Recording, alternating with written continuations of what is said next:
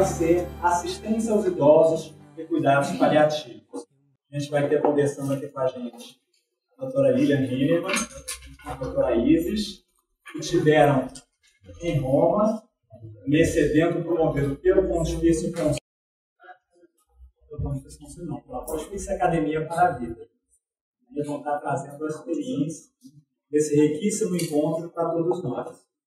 Antes de iniciarmos, eu pedi que a gente ficasse de pé para a gente fazer uma oração, entregando todo esse momento, né? Entregando ao Senhor todo o dia que passou, todo o cansaço, pedindo que nós possamos abrir os nossos corações, toda a nossa mente para tudo aquilo que nós vamos aprender, escutar, ouvir, refletir, debater no dia de hoje. Né? Possamos entregar tudo isso nas mãos de Nossa Senhora da Saúde, dizendo: Ave Maria, cheia de graça, o Senhor é convosco, bendita sois vós entre as mulheres, bendito é o fruto do vosso ventre, Jesus. Santa Maria, Mãe de Deus, rogai por nós, pecadores, agora e na hora de nossa morte. Amém.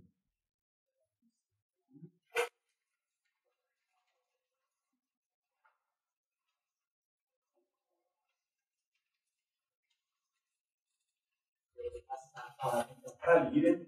Lilian é uma pessoa muito querida, foi minha professora lá no Fundão. Né? Ele deu aula sobre dor, né? Lá no módulo de cirurgia. E hoje é minha colega lá no Hospital Pedro Ernesto. Né? Então, com muita alegria, eu a convidei para estar aqui falando.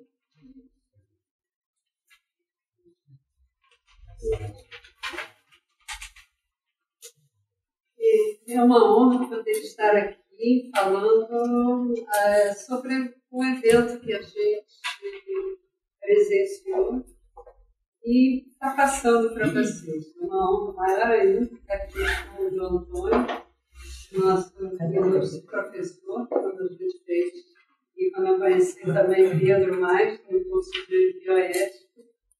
E, enfim, vamos ver se a gente dá conta. Bom, nós, no Vaticano, não sei se existe a Pontifícia Academia para a Vida, e eles têm regularmente reuniões para discussão de temas que envolvam a vida. E esse ano foi a questão de assistência aos idosos e cuidados paliativos. Bom, a gente vai falar, o evento em que nós podemos participar foi apenas de um dia, mas a reunião da Assembleia Geral da Academia durou mais 3 dias, foram muitas as discussões, e deve, em breve, como está no site, ser lançado um livro com um resumo das discussões, não só das apresentações que foram feitas para todos os interessados, mas com os membros da academia. Eu vou me permitir falar um pouquinho antes de apresentar o que foi dito, do que seja o cuidado paliativo. A gente ainda está engatinhando nesse campo, ainda como Brasil. E aí, cuidado paliativo é uma assistência, um cuidado cujo foco é na qualidade de vida, independente da idade, e atenção para os pacientes e familiares. E a atenção é na pessoa, e não na doença que a pessoa possa ter. Então, isso relembra os sintomas que devem de ser muito bem cuidados. E todas as questões do cuidado paliativo estão associadas ao fim da vida, independente dessa vida, do tempo que essa vida tem. Se é minutos ou anos, muitos anos, não importa. enquanto a vida, há cuidado, há conforto, é possível aliviar o sofrimento e tratar a dor e outros sintomas. E aí sejam os sintomas de natureza física, como a gente está mais acostumado no meio médico, mas o cuidado paliativo, paliativista, deve também ter capacitação para focar os sintomas emocionais, sociais e espirituais. E aí, na questão espiritual, ela de uma abrangência não só na questão da religiosidade, mas numa questão mais abrangente da espiritualidade.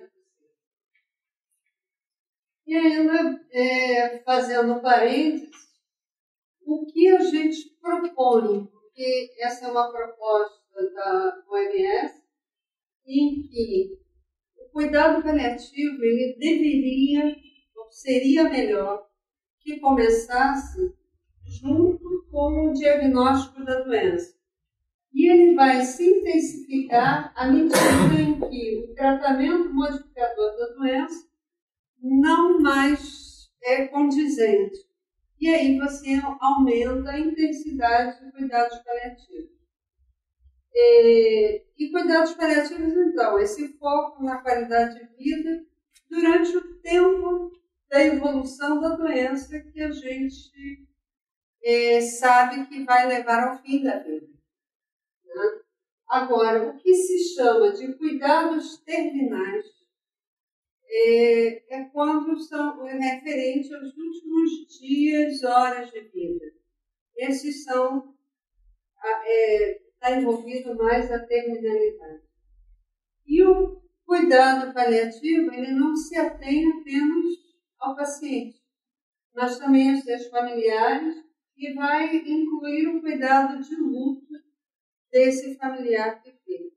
Em geral, o luto começa antes, mas ficar com o número de idosos. E idoso dificilmente tem uma doença só. Né? Pelo menos 4 a 5 comorbidades nesse acompanhamento. O que isto gera?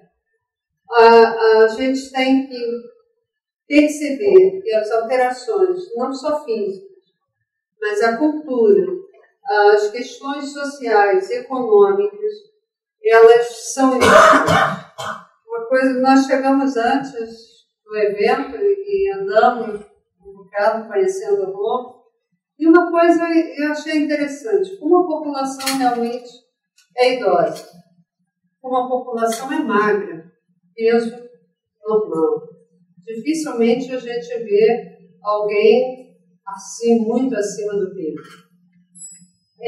Como os idosos têm autonomia, como eles usam, sem preconceito, órteses, bengalas, ajuda para a manutenção dessa autonomia.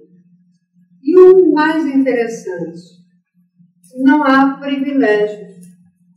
Você entra num ônibus ou no metrô, os bancos é para quem chegar. Não tem desconto. Aliás, tem desconto, é mais fácil para os jovens, que são em sua minoria. Mas é uma outra visão do envelhecimento. Então, essas alterações a gente hoje está vendo porque é necessário se resguardar a saúde do idoso. Outra coisa interessante é que os participantes do evento, os palestrantes, inclusive foi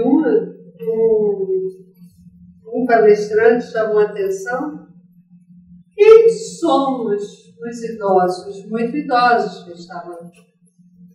Tinha um palestrante com mais de 80 anos e uma contribuição maravilhosa comigo. Então, a questão do que ele falou, o que é preciso avaliar, o problema da especificidade, o que um idoso necessita, e a intensidade de cuidado. E é preciso fazer um planejamento. E a gente não vive numa sociedade sem custos. E é preciso, então, fazer esse diagnóstico. Além disso, apesar dos custos, reconhecer a pessoa como pessoa. Não o idoso como aquele que já viveu e acabou, mas como uma pessoa, como um ser humano que merece ser amado e que deve ter a sua humanidade resguardada e respeitada. Uma coisa que ele falou que me chamou muita atenção, que o cuidado, e aí não só o cuidado do idoso, ele não pode ser reduzido a um ato de caridade, de solidariedade, ser bonzinho, né? Essa coisa da gente, eu vou fazer porque é bom.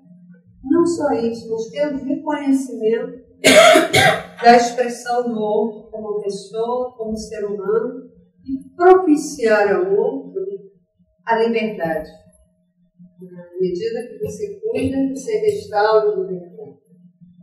E cuidados paliativos, você tem muita ideia de tratamento da dor.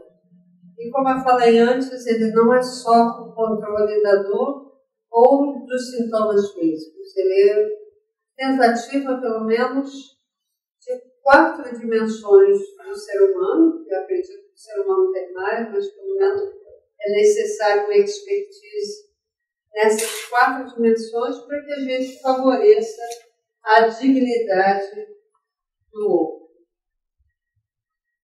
Bom, a segunda palestra foi do argentino, Dr. Armando Queiroz, em que ele nos fala sobre as doenças crônicas degenerativas. As palestras tinham tradução simultânea e as apresentações são italiano, inglês, espanhol e francês, né, que são as 4 línguas, e a gente, todas as cadeirinhas de tradutor. Bom, então ele fala da questão das comorbidades físicas, e pelo menos 4 a 5 comorbidades o idoso vai ter.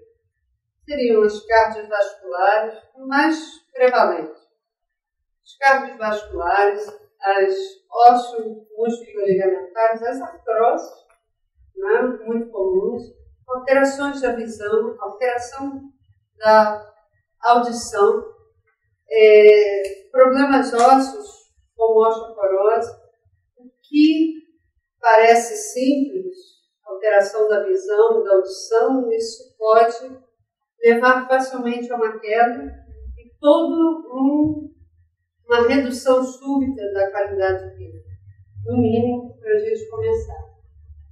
E o cuidado especializado que se deve ter no declínio cognitivo.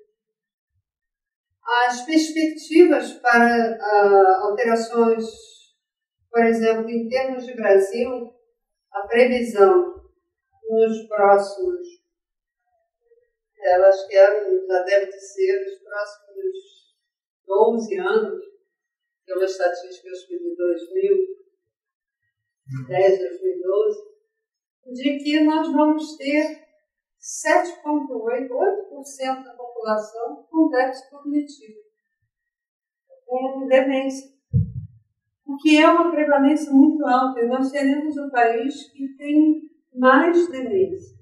E nós temos que nos preparar para essa realidade. Como nos preparar? Cuidado especializado em todos os níveis, desde o início da doença até o fim da vida. Então, a primeira questão é excelência, competência técnica, especialização, conhecimento, favorecimento da liberdade. À medida que você liberdade em termos de autonomia. O que eu quero? O que eu quero para a minha vida? E que a gente perguntar, porque na nossa cultura, nós somos muito paternalistas. O que normalmente os pacientes, a gente, quando dá alguma opção, ou partilha alguma opção, o que muitos pacientes, principalmente de classes socioeconômicas menos favorecidas, nos dizem: senhora que sabe, já que decide. Mas a gente tem que aprender a favorecer a liberdade, a autonomia. E com isso, a dignidade, não só do paciente, mas do cuidador. Porque é muito fácil cuidar de alguém algumas horas, alguns dias. Mas quando a gente fala em déficit cognitivo, a gente está falando em anos. No Brasil, a gente está chegando a 6, 7 anos. Mas em muitos lugares você fala de um déficit cognitivo de 10 anos de evolução. E aí a coisa fica mais complicada. É a necessidade do afeto, da afetividade dos profissionais de saúde, a gente desenvolver as emoções e ser presença. Ser presença, tanto na palavra quanto no silêncio. Um ponto que eu estive num hospice na França, que foi o primeiro casa de acolhimento de cuidados paliativos no fim da vida, e o trabalho do voluntariado, principalmente nas pessoas em coma, era estar presente, em silêncio, ali do lado. Como a presença é importante. Que na questão das preocupações da medicina, nos cuidados com o exercício, que nós estamos sendo cada vez mais controlador, à medida em que antes tinha autonomia de, no resfriado, eu tomar um chá, usar os meus recursos. Hoje, na menor manifestação da alteração da saúde, eu tenho que deliberar ao médico o poder dele sobre o meu corpo. E cada vez mais a gente perde essa autonomia sobre o nosso cuidado. Isso porque a medicina está bastante técnica, mas também estamos menos afetivamente envolvidos no cuidado. Talvez, por isso, menos médico no que se diz em relação à arte, da medicina como arte e como ciência.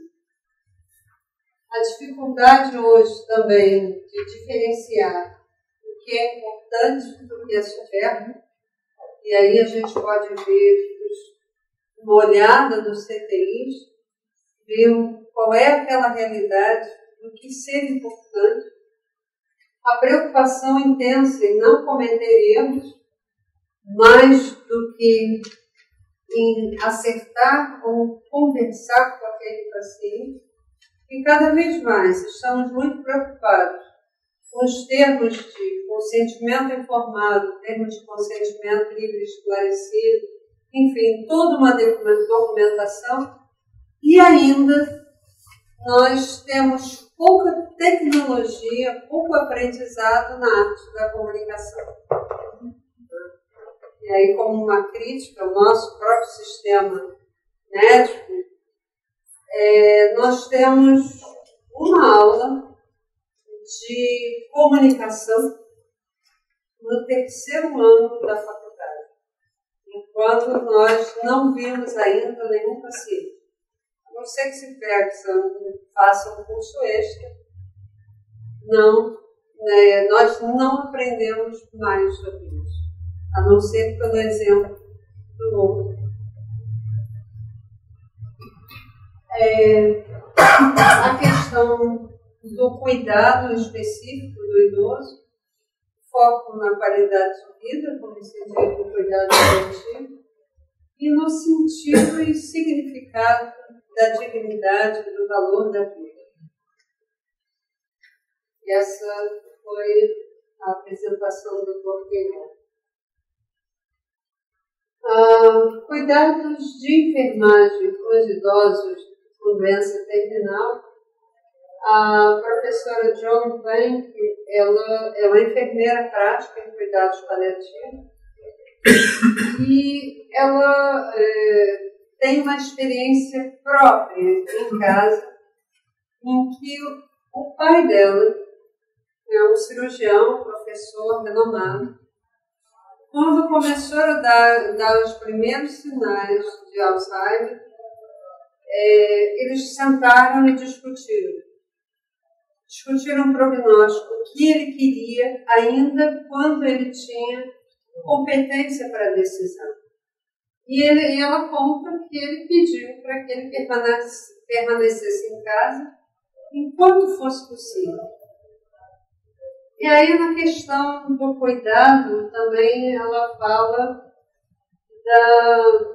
de quando ele já está levou 3 anos para ficar acamado e agora está já há 5 anos restrito ao leito. E aí veio no último Thanksgiving, Dia de Ação de Graças,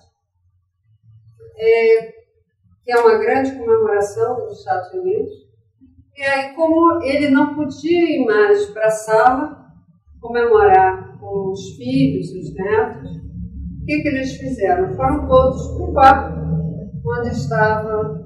E aí começaram, conversaram sobre a vida, sobre o que ele tinha e perceberam que ainda havia interação. Né? E esse estímulo é importante.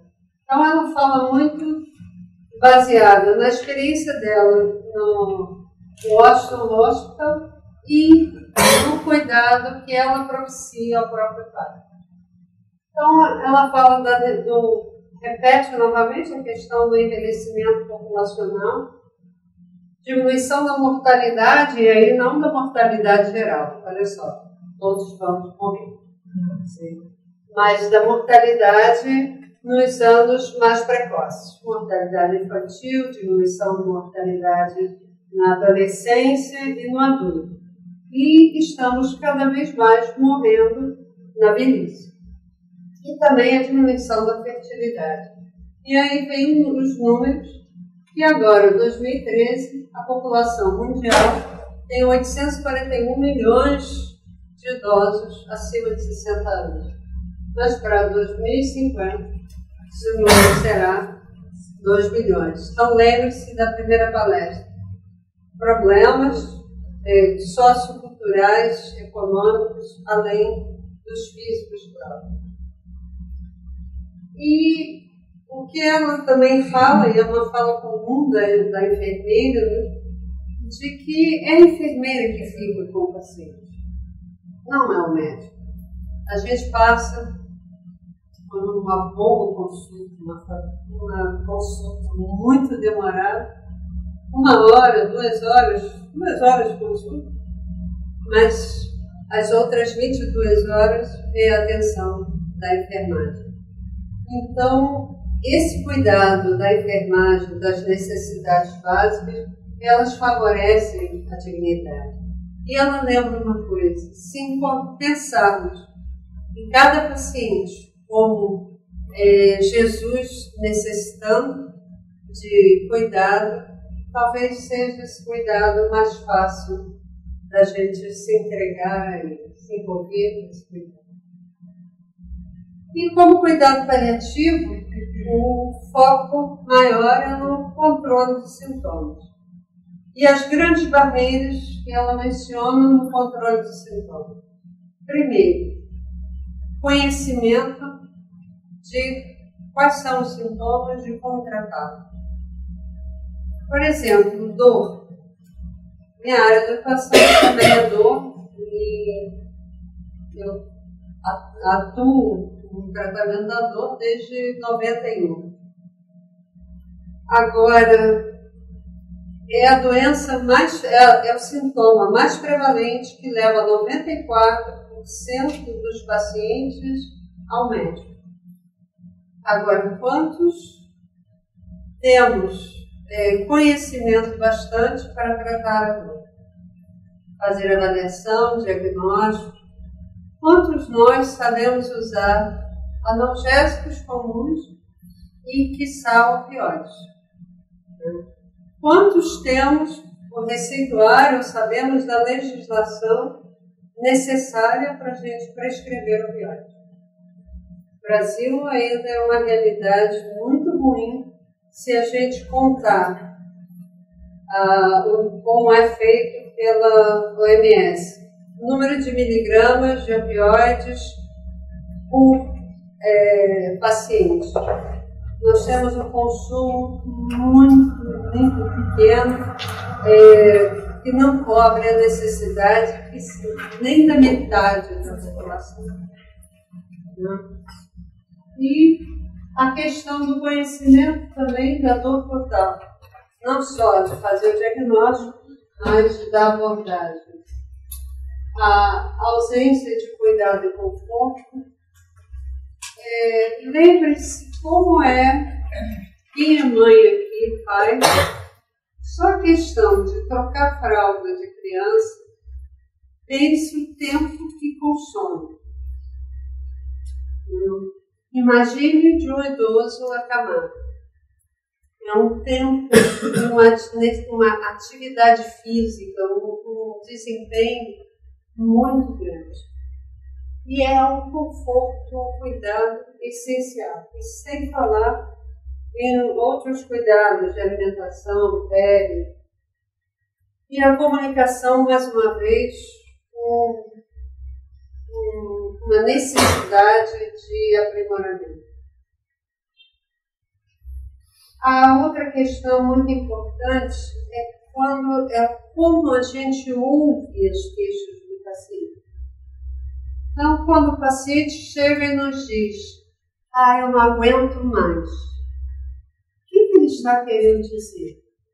Dependendo da minha ideia do que seja não aguento mais, eu posso entender como um pedido de morte.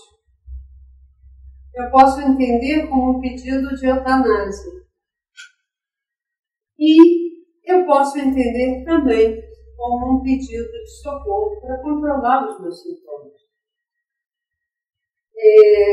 Eu trabalho desde o início em dor e cuidados paliativos, e eu já tive muitos pacientes que chegaram na primeira consulta pedindo: pelo amor de Deus, eu quero morrer, eu não aguento mais.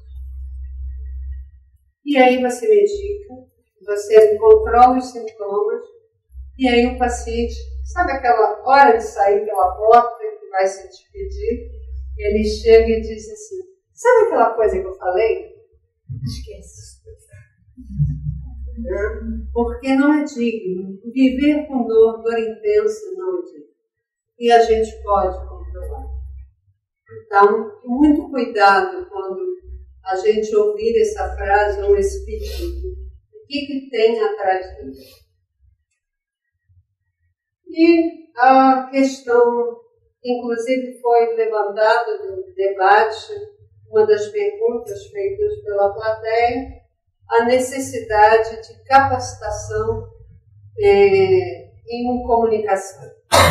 Comunicação das notícias difíceis, comunicação com as pessoas com capacidade limitada, comunicação não verbal.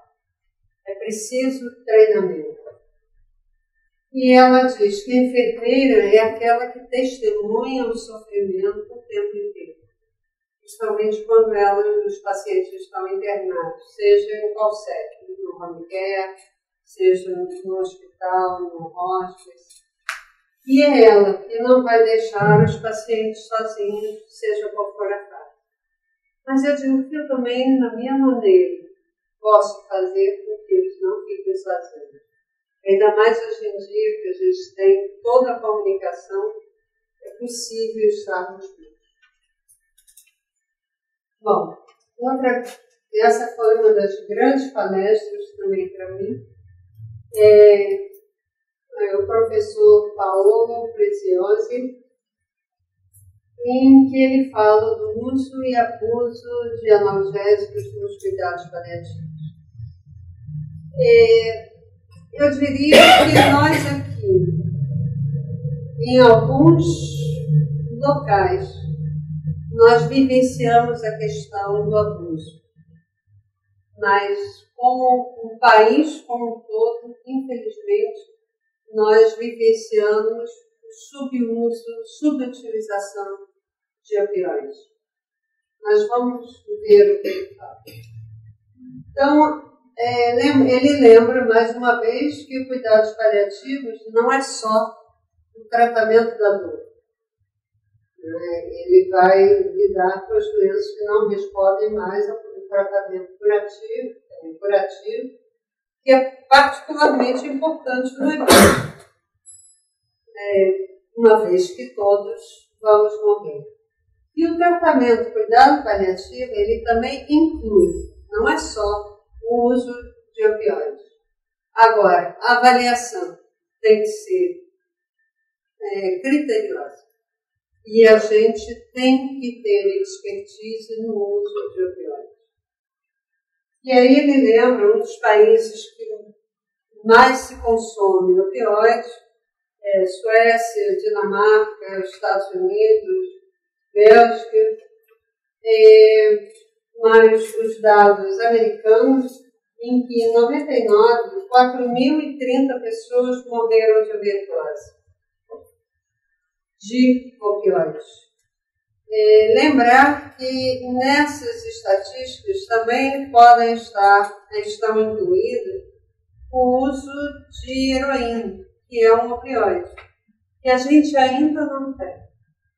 Quer dizer, a gente tem pouco. Aguarde que está chegando, que está começando a plantação por aqui. A América do Sul está sendo um território, infelizmente. E aí eu peço também uma barra, só para lembrar que o opioide no controle da dor, e essa é que a gente chama de escada analgésica, é uma hierarquia de analgésicos, do uso de analgésicos para o controle da dor. Então, aqui no primeiro degrau, vamos usar os analgésicos comuns, no segundo degrau, os opioides fracos, e no terceiro degrau, os opioides fortes. E essa é a orientação do OMS. Também, quanto à questão da dor, é fundamental a avaliação. E essa aqui é uma divisão que eu faço, onde a dor nociceptiva, seja visceral ou ligamentar, ela responde muito bem a analgésicos comuns e opioides. Mas as dores neuropáticas, seja central ou periférica, como por exemplo, neuropatia diabética, herpes zoster,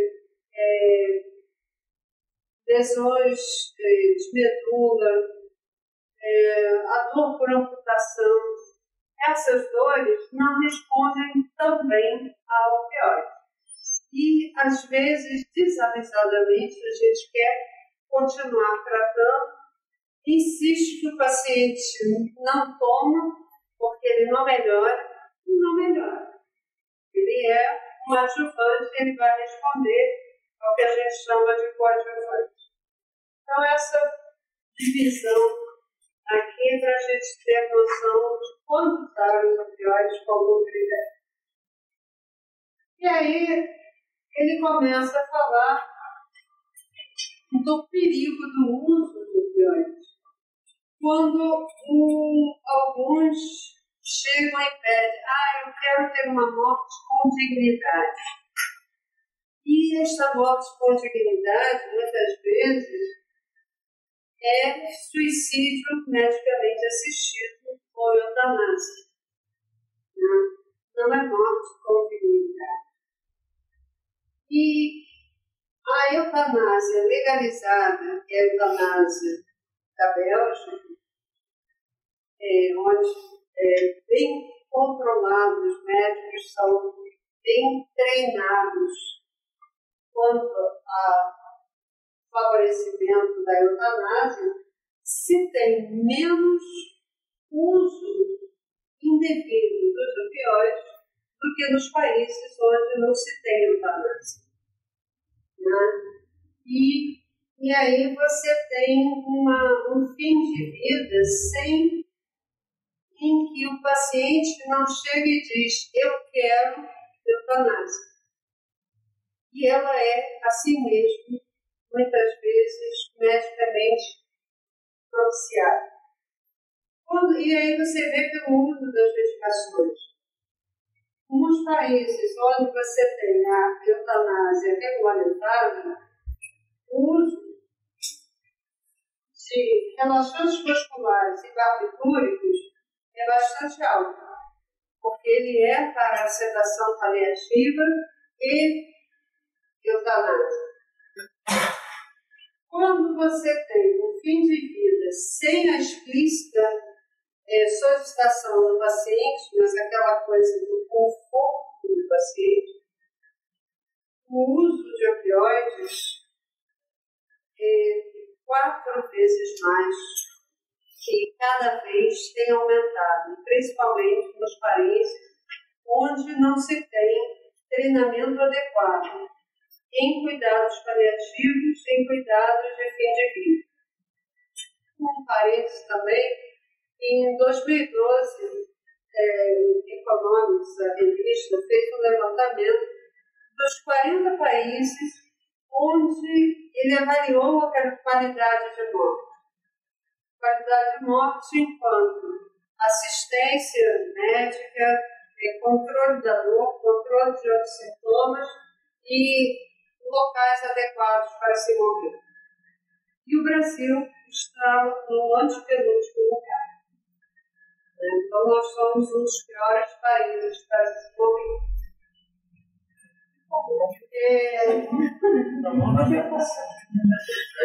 melhor não morrer. Mas eu acho que você, querendo ou não, chegaremos lá. Bom, e aí ele lembra algumas definições. Que eutanásia é a morte resultante de medicação que é administrada pelo médico com a clara intenção de acelerar a morte sob a explícita solicitação do paciente. Suicídio assistido é quando os pacientes tomam as medicações prescritas pelo médico. E Lowell, eu não consegui traduzir bem, mas é quando se propicia, o médico propicia o fim da vida do paciente sem que ele explicitamente solicite. Quem não já viu na emergência o dripping de morfina? O paciente chegou, não tinha dor, não tinha queixa, estava nos seus últimos momentos de vida, ou dias ou horas, e ganha para conforto uma dose fantástica de morfina.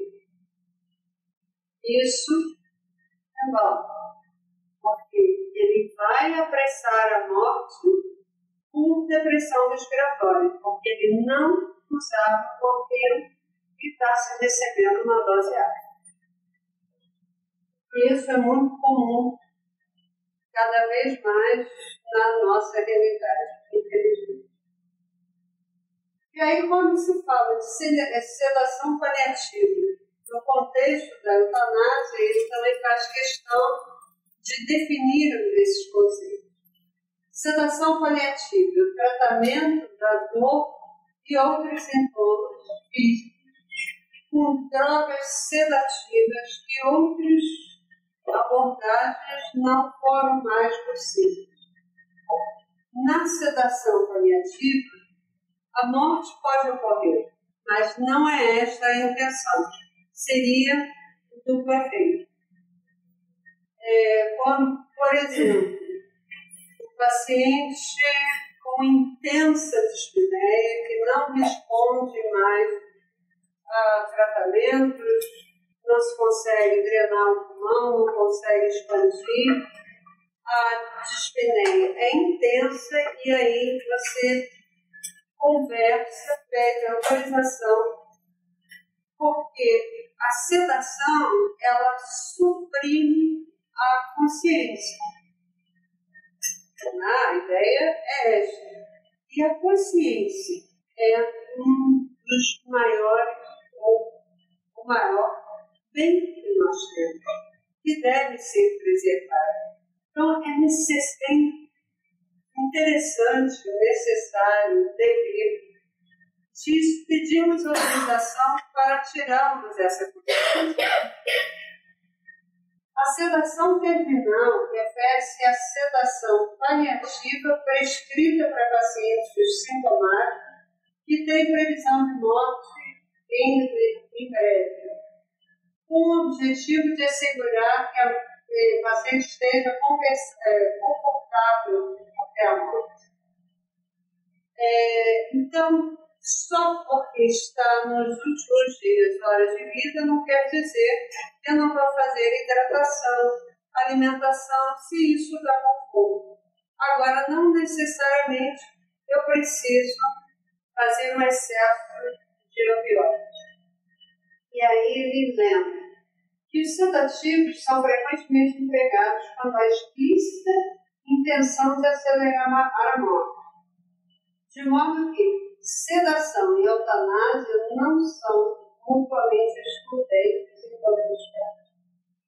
Eu posso ter uma sedação, mas não necessariamente desejar a eutanásia, porque a morte se acelera. Essa diferenciação é sutil, mas é importante. E aí ele conclui que a legislação que permite a eutanásia, morte com dignidade, ou suicídio assistido, o que hipocritamente seria ajuda médica para morrer, ou suicídio medicamente assistido, menospreza fundamentalmente o conceito de cuidados paliativos. Bom, para nos cuidados paliativos, cada um terá o seu tempo natural.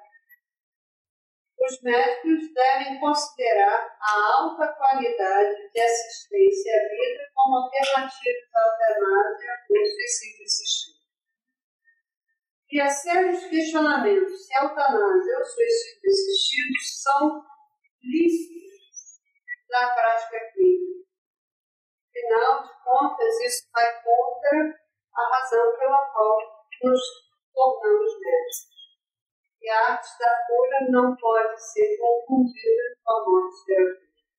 Só porque eu tenho um sintoma, não consigo controlar, não é digno de eu controlar esse sintoma com a morte. E como última apresentação que eu vou trazer, é o processo de tomada de decisões clínicas para o idoso no fim da vida. E aí ele coloca que os valores para o processo de decisão são os mesmos, seja para 6 horas de vida, seja para 60 anos de vida. E aí ele lembra também que a assistência médica ela pode ser finita, como tudo é finito. Talvez que nós não temos uma infinidade de valores. Deus tem, mas nós não. E a nossa capacidade de cuidar é finita. Ele relembra o princípio cristão de obrigação moral de conservação da vida, preservação da vida. Agora, isso não é a todo custo.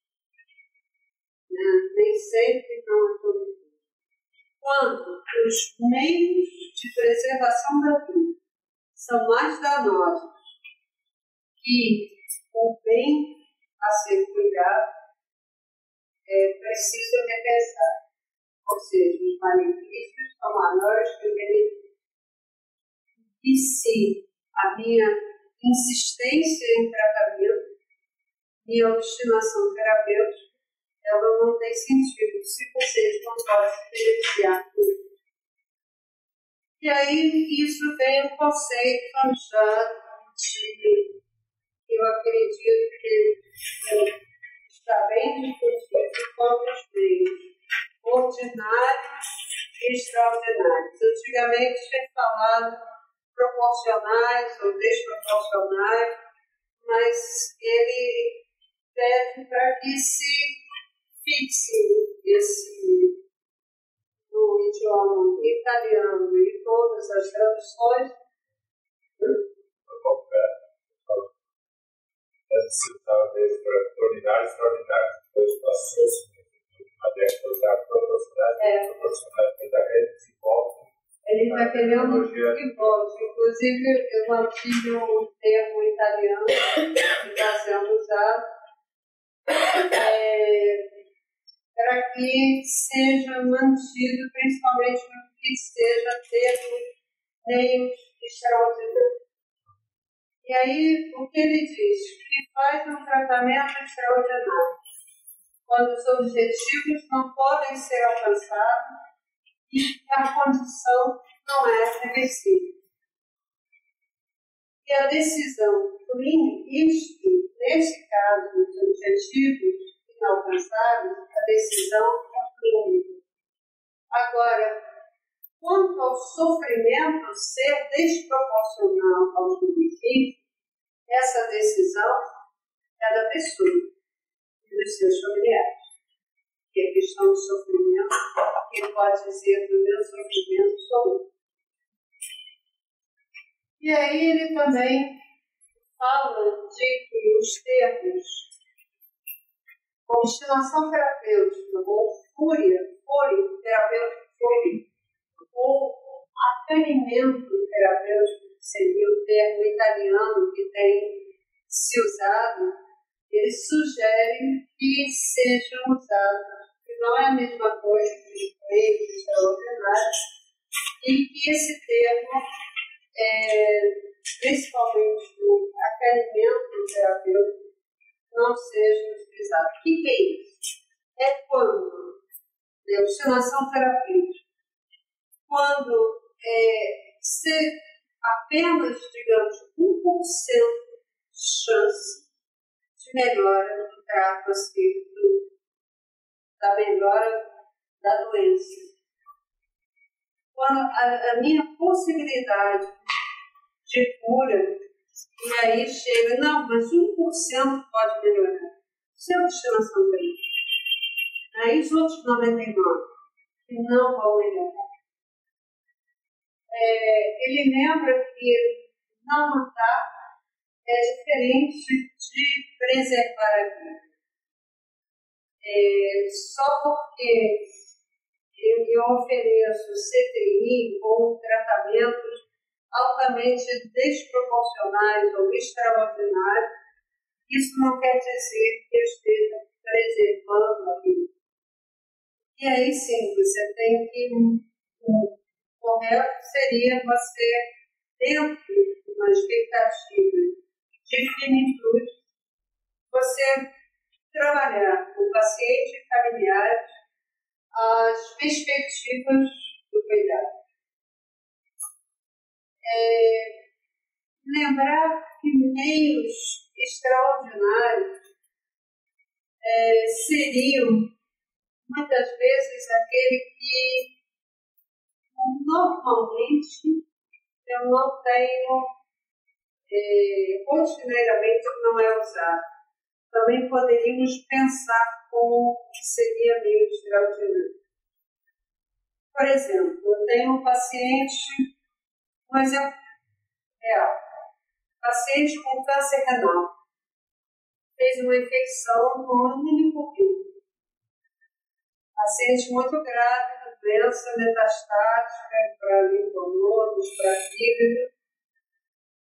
Mas, se tratasse de infecção, se usasse terapia de substituição renal, esse paciente poderia vir a melhorar, como qualquer outro paciente. E aí foi a grande discussão do uso do CTI para esse paciente. e foi discutido como seria um meio extraordinário, porque era um paciente com doença avançada, vai fazer o que no CTI? Mas era o desejo dele, era o desejo da família. Ele foi para o CTI, saiu do CTI, saiu da terapia de substituição renal imediata, e ainda viveu 4 meses e pôde dar um sentido e fechar a sua vida. E aí a gente tem que pensar o que a gente pode dar o nosso melhor. Será que o nosso melhor é só prolongar a vida, apesar de tudo, apesar de ter o sofrimento, ou o meu melhor pode ser o controle dos sintomas para que ele tenha qualidade de vida quando possível? Essa aqui foi uma foto de como era a disposição do auditório, estava bastante cheio. Aqui ficavam os palestrantes, as apresentações em vários locais. E é uma visão bem reduzida, porque foram quase de 9 horas da manhã às 7h30 da noite, e eles têm um tempo limitado para falar.